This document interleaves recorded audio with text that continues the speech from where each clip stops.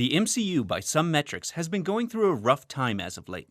This was a franchise that had an unprecedented track record through the first three phases, delivering movies that the critics praised, the fans loved, and it raked in records at the box office. So what's changed?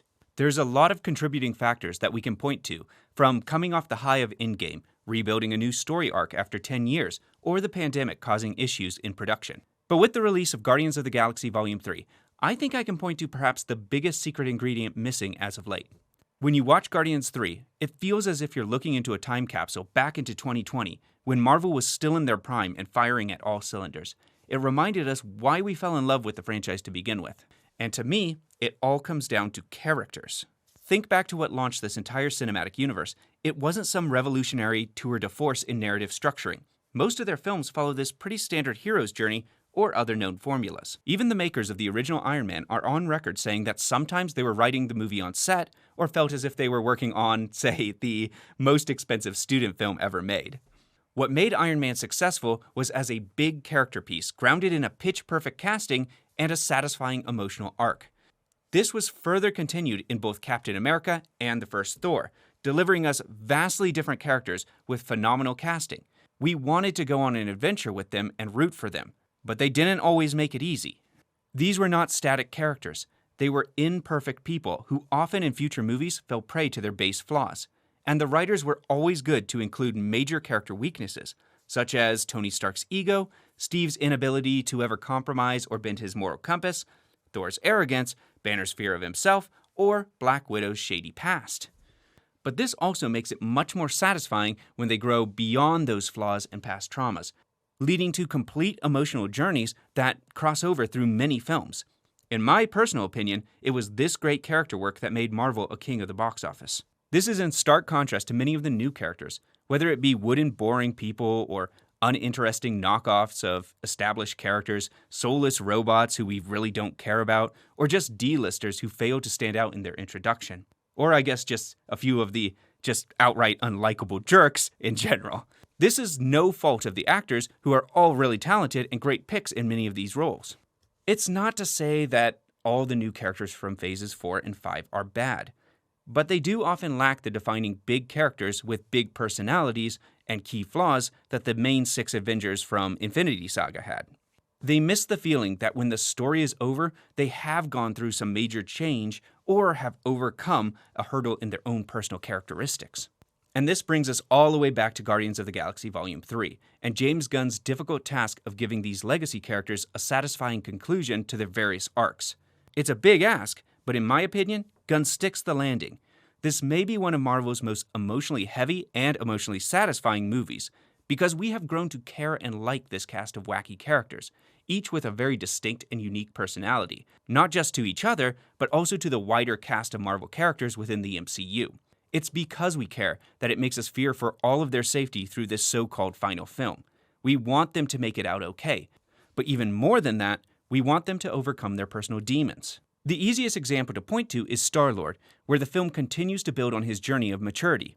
If we were to point to just one big weakness of Peter Quill, although he probably has many, it would probably be his arrested development. His kidnapping from Earth as a kid, and how the first films really explore his inability to get past the loss of his family, how he never got to know his father, and now we're looking at him having to get over the loss of his first major love and finding who he is on his own. These are all tangible character arcs that play into character flaws built out from the first movie, but tackled at different angles with each new entry. And the third film continues to grow this character in interesting new directions. And the other major example is, of course, Rocket, who forms the heart and soul of this third chapter, as most of the film is focused on this rescue mission to save him from the man who created, tortured, and experimented on him. While the Guardians race to save his life, Rocket is forced to confront the demons of his creation and the source of his bitterness and nature to act out. Again, personality traits across all 3 films. And this journey can get pretty dark for the MCU. In fact, I'd say the people most likely not to like this movie are people who don't want to watch a lot of cute animals being tortured, because surprisingly, there is a lot of cute animal torture in this movie, which does make the villain one of the most easily hateable characters in this entire series. And although the main villain can get a little yelly at times, the High Evolutionary is such a twisted baddie and pathologically sadistic that he makes for a fantastic final adversary. But the best villains in all these comic book movies always hold a personal connection to the heroes, either by history or conflicting ideology. And it doesn't get any more personal than for Rocket. Fair warning, be prepared to bring that box of tissues, because Gunn is really trying to pull on the audience's heartstrings. And although his sentimentality can come on strong, I'd be lying if I said his attempts didn't work. His direction remains gleefully creative, and his signature brand of comedy and toe-tapping tunes keeps things light between some of the darkest moments. He takes you through a roller coaster of emotions, from tragedy to comedy to feel-good to bittersweet, and balances it all brilliantly, with only a few moments of conflicting tones. This is the anti-Quantumania, with character beats precisely planned and action sequences entertainingly choreographed within a world that feels genuinely irreverent and not a way that is just perfunctory. Is it all perfect? No. The comedy can be a little loud at times, and some dramatic moments should have been allowed to breathe rather than turned into another punchline. The character of Adam Warlock feels like this leftover obligation from the second film and sort of just tacked on. But it's Gunn's commitment to bring all of his main characters to a fitting conclusion that elevates Guardians 3 above most of Marvel's other movies. And I won't go into each character one by one, but they are all given their time to shine, as bittersweet as some of these goodbyes can be. And not only have the Guardians grown and changed as people, they have also grown in their relationships to each other. Their interpersonal dynamics really make it feel as if they become this tightly knit family, capable of laughing, butting heads, but also still coming together to care for one another and having each other's backs. Some of these exchanges are particularly entertaining, such as Quill and Nebula as almost this mom and dad dynamic in the group, or Mantis and Drax's sibling-esque rivalry. This is a part of the MCU that has been sorely lacking since Endgame.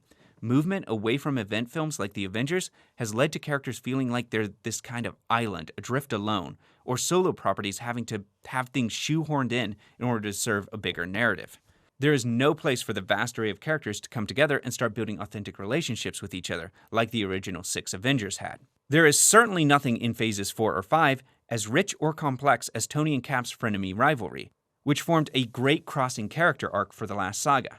I can't help but feel that Marvel may have made a major miscalculation in trading inter-character relationships and revolutionary world building for chasing the chaos of the multiverse, losing that sense of big characters with big flaws who have to interact with other big characters with big flaws, or having relationships that feel like they change and grow with each other naturally, or just a world that feels as if it has real consequences. They may have given up something harder to accomplish and more emotionally satisfying for cheap and messy multiverse just shenanigans that feels inconsequential and at best leads to just shallow fan service.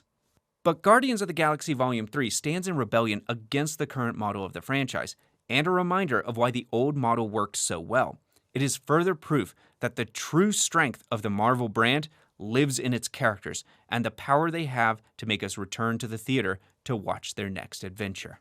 But those are just my thoughts on Guardians of the Galaxy Volume 3. What did you think of the movie? What do you think are the greatest strengths of the MCU? Be sure to let me know in the comments down below.